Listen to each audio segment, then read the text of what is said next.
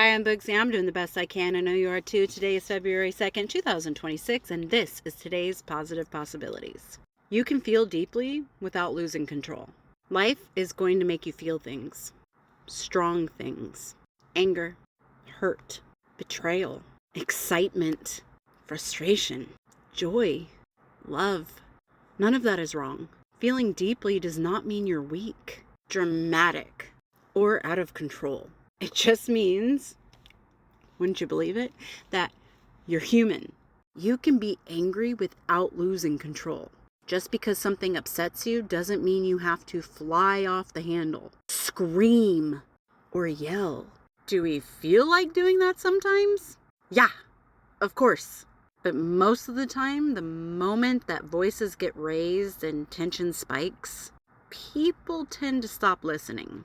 They start tuning you out and preparing their defense, instead of hearing what you're actually trying to say. You can get your point across far more clearly by speaking calmly than you can by exploding. You can be firm without being loud. You can be serious without being aggressive.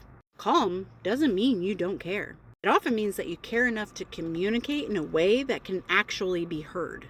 You can feel hurt or betrayed without lashing out. You can tell someone, "You hurt my feelings," without attacking their character, calling them names, or tearing them down. When you express how something affected you in a calm and collected way, it often takes fewer words and creates a much bigger impact than an emotional outburst ever could. There's real power in being able to say, "This really hurt me," without yelling or losing control. That kind of honesty delivered with steadiness makes people pause. It makes them listen. It makes them understand.